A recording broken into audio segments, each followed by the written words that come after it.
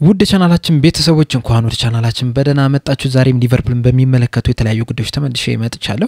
በዛሬው ዕለት ምን መለከታቸው ጉዳዮች መካከል እንግዲህ በርንማውዞች ለሚሎስ ከርኬዝ እንግዲህ የሚፈልጉት ገንዘብ ታውቋል። ይሄን ምን መለከት ይሆናል። በተጨማሪም እንግዲህ አሊሰን ትናንትና ከፓሪስ ሴን ጀርመን ጋር በተደረገው ጨዋታ እንግዲህ ድንቅ ብቃቱን ማሳየት ችሏል። በዛም ጨዋታ ላይ እንግዲህ 3 ሪካርዶችን ማሻሻል ችሏል። እነዚህን ምንድናቸው የሚሉትን ምን መለከት ይሆናል። በተጨማሪም ቤንዶክ እንግዲህ ጉዳት አጋጥሞታልና እስከ ውድድሩ መጨረሻ ድረስ መንግል ሊወጣ ይችላል እየተባለ ነው። ይሄንን ምን መለከት ይሆናል ማለት ነው።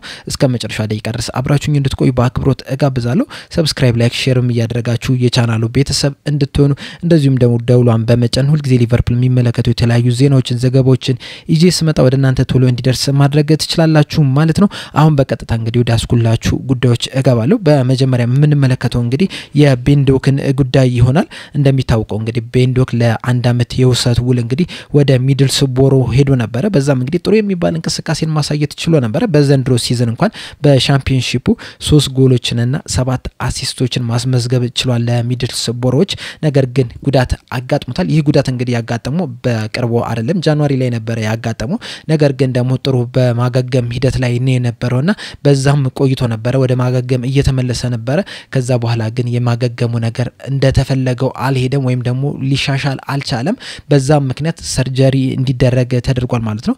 በሰርጀሪው ምክንያት እንግዲህ ምናልባትም የውድድሩ መጨረሻ ላይ ነው ሊመለስ የሚችለውና ከዚህ በኋላ በሚድልስቦሮ ይጫወታል አይጫወትም የሚለው ነገር እንግዲህ መጨረሻ ላይ የሚታወቅ ይሆናል ተብሏል። በዚህም ዙሪያ እንግዲህ አስተያየት የሰጠው የሚድልስቦሮ አሰልጣኝ የሆነው ማይክል ካሪክ እንደተናገረው ከሆነ እንግዲህ በዚህ ሰዓት ላይ እንግዲህ እንደዚህ አይነት ነገሮች ያጋጥማሉ። በተለይ ደግሞ በውሰት የሚመጡ ተጫዋቾች እንግዲህ እንደዚህ አይነት ነገር ሊያጋጥማቸው ይችላልና ይሄም እንግዲህ ቤንዶክ ላይ የሚያጋጥመው ይሄ ነገር ነው። ነገር ግን ደግሞ ጥሩ የሚባል እንቅስቃሴን እያደረገ ነበር። ወደ ጨዋታ ለመመለስም እንግዲህ እየቀረበ የመጣ ይመስል ነበር። ከዛ በኋላ ግን ሴት ባክ አጋጥሞታል፣ ወደ ጉዳቱ ተመልሷል። በዛ ምክንያት እንግዲህ ሰርጀሪ ሊያስፈልገው ተጎድቷል ማለት ነው። አሁን እንግዲህ በኤኤክስ የሊቨርፑል የልምምድ ማዕከል ነው እንግዲህ ያለው። ወደ ጨዋታም ለመመለስ እንግዲህ ጥረት እያደረገ ነው ያለውና መቼ ይመለሳል የሚለውን ነገር እንግዲህ የምናየው ይሆናል። በዘንድሮ ሲዝን ሳይጠናቀቅ ይመለሳል የሚለውንም እንግዲህ መጨረሻ ላይ የሚመለስ ነገር ይሆናል። ይህ ዜና ግን ለሁለታችንም ጥሩ አይደለም፣ ለኛም ለቡድኑም ጥሩ አይደለም፣ እንደዚሁም ለተጫዋቹም ጥሩ አይደለም። ምክንያቱም እንግዲህ ተጫዋቹ እየተሻሻለ የመጣ ተጫዋች ነበር።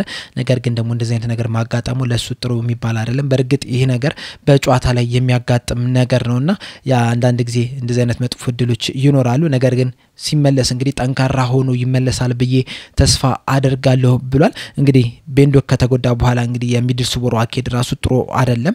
ቤንዶክ ከተጎዳ በኋላ ያደረጉትን 6 ጨዋታዎች እንግዲህ በአራቱ ተሸንፏል። ከ5ኛ ደረጃም ወደ 11ኛ ደረጃም ለመመለስ ችሏል ማለት ነው በሻምፒዮንሺፑና ጥሩ የሚባልን ጊዜን እያሳለፉ አይደለም።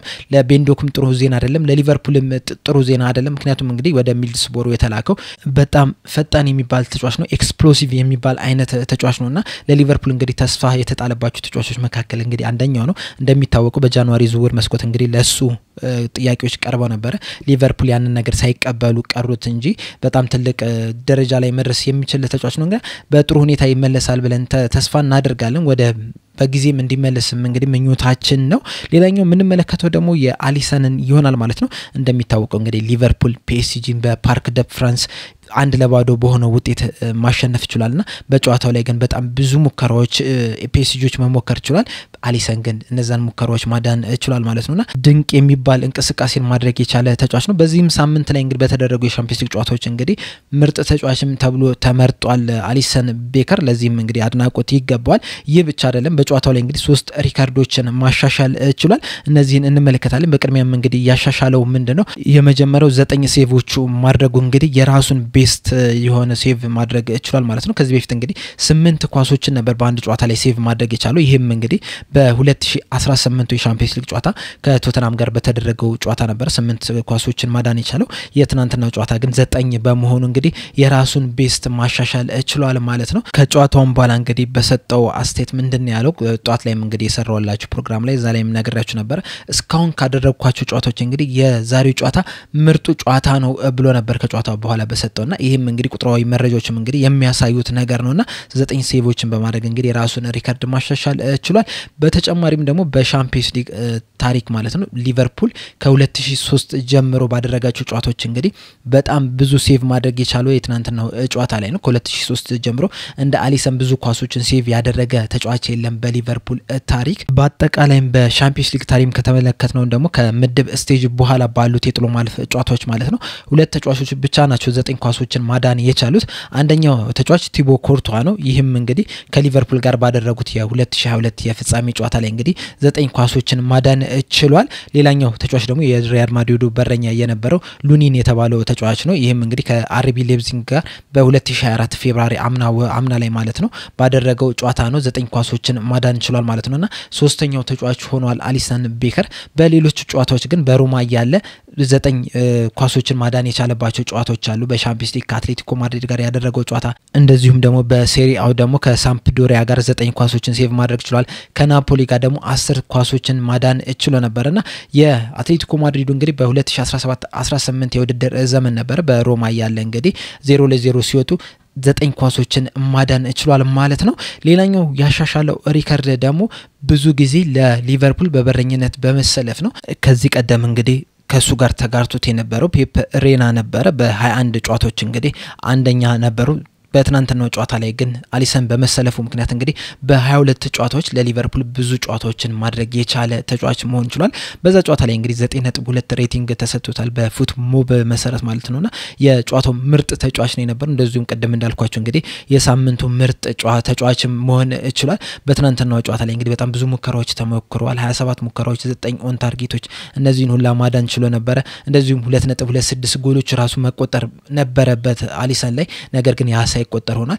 በተቃራኒው ደግሞ ዶናሩማ ላይ 2 ሙከራዎች ብቻ ነው የተሞከሩት። አንዱ ብቻ ነው ኦን ታርጌት መሆን የቻለው። ያቺም ኦን ታርጌት እንግዲህ ግብ መሆን ችላለች ማለት ነውና ትናንትና ሊቨርፑል እንግዲህ በጣም እድለኛም ነበረ። እንደዚሁም ደግሞ የአሊሰን ብቃት እንግዲህ አሸንፎ እንዲወጣ አድርጎታል። የሳምንቱም ኮከብ ተጫዋች ተብሏል ማለት ነው። ሌላኛው የምንመለከተው ደግሞ የአይዛክን ጉዳይ ይሆናል ማለት ነው። ከዚህ ቀደም እንግዲህ አይዛክ ከሊቨርፑል ጋር ስሙ ሲያያዝ ነበረ። ሊቨርፑሎችም እሱን ማስፈረም ይፈልጋሉ ተብሎ ነበርና አሁንም በወጡ ዘገባዎች መሰረት በተለይ ደግሞ ዴቪድ ኦሪስቲን እንደዘገበው ከሆነ እንግዲህ ሊቨርፑሎች ፊት ለፊት መስመር ላይ የሚያጠናክሩ ከሆነ በተለይ ደግሞ 9 ቁጥር ላይ ተጫዋች የሚያመጡ ከሆነ እንግዲህ በዚህ ሰዓት ላይ ትኩረታቸው እንዳለ አይዛክ ላይ ብቻ ነው። ሌላ ተጫዋች ምንም አይነት በእነሱ ራዳር ውስጥ የለም ነው እያለ ያለው። በእርግጥ ሊቨርፑሎች ብቻ አይደለም እሱን እየፈለጉት ያሉት፣ አርሰናሎችም፣ ቼልሲዎችም፣ ባርሴሎናዎችም እሱን ለማስፈረም ይፈልጋሉ ነው እየተባለ ያለው። ነገር ግን ሊቨርፑል እንግዲህ በእሱም ብቻ ነው በ9 ቁጥር ቦታ ላይ ለማስፈረም እቅድ ያላቸው አሁን ላይ ብሏል። ነገር ግን ሊቨርፑሎች እሱን ለማስፈረም የሚሄዱት እሱ አቬሌብል የሚሆን ከሆነ ብቻ ነው ብሏል። ለሽያጭ ክፍት ከሆነ ብቻ ነው ሊቨርፑሎች እሱን ለማስፈረም እንጌጅ የሚያደርጉት ከኒውካስሎች ጋር። ካልሆነ ግን ኒውካስሎች እሱን የመሸጥ ፍላጎት ከሌላቸው ግን እሱን ለማስፈረም አይሄዱም ብሏል ማለት ነው። ሌላኛው በቅርብ የወጡ ዘገቦች ነበሩ በተለይ ደግሞ ከቫርቼሊ ጋር በተያያዘ ማለት ነው። ትናንትና ከፓሪስ ሴን ጀርመን ጋር በተደረገው ጨዋታ እንግዲህ ድንቅ የሚባል እንቅስቃሴን ማድረግ ችሎ ነበርና በቅርቡ በወጡ ዘገቦች እንግዲህ የክረምት ላይ እሱን ለማስፈረም እስከ 100 ሚሊዮን ፓውንድ አቅርበው ነበር የሚሉ ዘገባዎች ወጥቷል። ከዛም ግን እዛው ናፖሊ በአንድ አመት የወሰቱት እዛው ሊያቆዩት ማለት ነውና ይሄም ራሱ ሊቨርፑሎች ምን ያህል ፈልገውት እንደነበር የሚያሳይ ነው። በጣም ፈጣን ተጫዋች ነው። ትናንትና እንግዲህ ድንቅ የሚባል እንቅስቃሴውን ማሳየት ይችላልና እንደ ሀሳባቸው ቢሳካ ነው እንደ ፍላጎታቸው አናስባችሁታል። ካቫርቼሊ ቢመጣ አይዛክ ቢመጣ ፊት ለፊት መስመር ላይ የሚኖረው ጥንካሬ ሙሳላህ ባይወጣ ራሱ ማለት ነውና በጣም ጠንካራ ቲም ለመስራት ፍላጎት ያላቸው ይመስላል። ደግሞ ምንጊዜም አንድ ቲም ማለት ነው ትልቅ ቦታ ላይ እያለ ተጫዋቾችን እያስፈረመ እያጠናከረ ነው መሄድ መቻል ያለበት። ካልሆነ ግን ያንን ትልቅ ዝናውን ሊያጣ የሚችልበት ሁኔታ አለ ማለት ነውና በዚሁ የዝውውር ዜና ካነሳና ይቀደሙ የኬርኬዝን ጉዳይ እናንሳ። እንደሚታወቀው ሊቨርፑሎች እንግዲህ ግራ ክንፍ ላይ የተከላካይ መስመር ላይ እንግዲህ ተጫዋች ማስፈረም ይፈልጋሉና የተለያዩ ተጫዋቾችን እየተመለከቱ ነው ያሉት። በተለይ ደግሞ የበርንማውዙን ኬርኬዝንና እንደዚሁም ደግሞ የአያክሱን ሁቱን በደንብ እየተከታተሉት ነው የሚገኘው። ለሱም እንግዲህ ባለፈው በነበራቸው ጨዋታ መልማዮችን ልከው እሱን እየተመለከቱት ነው ያሉት። ኬርኬዝንም እንግዲህ እንደዚሁ እሱን ማስፈረም ይፈልጋሉ። በተለይ ደግሞ የሊቨርፑል ስፖርቲንግ ዳይሬክተር የሆነው ሪቻርድ እንግዲህ እሱን በደንብ ያውቀዋል። ወደ በርንማውዝ ኤዚድ አልካመር 2023 ላይ ሲመጣም እንግዲህ ያመጣው ሪቻርድ ሂው ነበርና አሁንም እንግዲህ ወደ ሊቨርፑል እሱን ማስፈረም ይፈልጋሉ። እናም የዛን የግራ ክንፍ ተከላካይ መስመርን እንግዲህ ማጠናከር ይፈልጋሉ በሚሎስ ኬርኬዝ ተብሏልና በርንማውዞች እንግዲህ ለዚህ ተጫዋች ወደ 45 ሚሊዮን ፓውንድ ይፈልጋሉ ነው እየተባለ ያለውና ይሄ እንግዲህ በጣም ውድ ነው የሚያደርገው ምክንያቱም እንግዲህ ሊቨርፑሎች ለተከላካይ ተጫዋች ሊያውም ደግሞ ለክንፍ ተከላካይ ተጫዋች 45 ሚሊዮን ፓውንድ ድረስ ያወጣሉ የሚለው እንግዲህ በጣም ትልቅ ጥያቄ ነው በእርግጥ በርንማውዞች ከኤዜዲኤል ካመርስ ያመጡት እንግዲህ በ15.5 ሚሊዮን ፓውንድ ነበር ያመጡትና በጣም በእጥፍ ነው እየሸጡት ያሉት ሊያውም ደግሞ ብዙ አመት አልቆየም ወደ 2 አመት ከምናምን ነው የቆየው በበርንማውዝና ለነሱ በጣም ትልቅ ትርፍ ነው በእርግጥ ሊቨርፑሎች እንግዲህ እሱ ለማስፈረም በጣም ይፈልጋሉ ንግግሮችም አሉ ነው እየተባለ ያለውና እንግዲህ ሊቨርፑሎች ይሄን ተጫዋች ማስፈረም የሚፈልጉ ከሆነ ይሄን ያህል ብር ማውጣት አለባቸው ማለት ነው ተብሏል ዘንድሮ ማለት ነው በተለይ ክረምት ላይ ማለት ነው ሊቨርፑል በጣም ብዙ ወጪ ሊያወጣ የሚችልበት ቻንስ አለ ነው እየተባለ ያለው ብዙ ቦታዎች መጠናከር መቻል አለባቸው ለምሳሌ አሁን ተከላካይ መስመር ላይ የግራ መሃል ተከላካይ ያስፈልጋል የግራ ክንፍ ተከላካይ ያስፈልጋል እንደዚሁም ደግሞ የአርኖልድ ጉዳይ አለ እነዚህ የቨርጅል ቫን ዳይክ የሞሐመድ ሳላህ ጉዳይ አለ እነዚህ ተጫዋቾች ይቆያሉ አይቆዩም የሚለው ነገር ራሱ በጣም ትልቅ ጥያቄ ነው የማይቆዩ ከሆነ እንግዲህ የነሱን ቦታ ሊተካ የሚችል ተጫዋች ያስፈልጋል በተጨማሪም መሃል ሜዳ ላይ እንግዲህ ለግራቨንበርች ትክክለኛ ተተኪ ያስፈልጋል በእርግጥ ባጀቲሽ ያንን ቦታ ከቨር ሊያደርግ ይችላል ማኮኔል ያንን ቦታ ከቨር ሊያደርግ ይችላል እንደዚሁ ሞርተን ያንን ቦታ ከቨር ሊያደርግ ይችላል ነገር ግን አሰልጣኙ እነዚህን ተጫዋቾች ይፈልጋቸዋል ወይ የሚለው ራሱ አንድ ጥያቄ ነው የሚሆነው በመቀጠልም ደግሞ 9 ቁጥር ቦታ ላይ እንግዲህ እንደዚሁ ተጫዋች ያስፈልጋል ሁለቱም ዘንድሮ ጥሩ ውጤታማ የሚባሉ ተጫዋቾች አልሆኑም ዲያጎ ጆታ በጉዳት ምክንያት የሚፈልገው ሁሉ ጨዋታ እየተጫወተ አይደለም ያለው ኑኔዝም ደግሞ እንደምናቀው ኑኔዝ ነው እና እዛ ቦታ ላይ መጠናከር አለበት በተጨማሪም የሞሐመድ ሳላህ ቦታ ራሱ ትክክለኛ ተተኪ ያስፈልጋል በእርግጥ ክረምት ላይ ኬዛ ሲመጣ የሞሐመድ ሳላህን ቦታ እንዲተካ ተብሎ ነበር ነገር ግን ያንን ቦታ እሱ ይተካዋል የሚለው ነገር ራሱ ትልቅ ጥያቄ ነው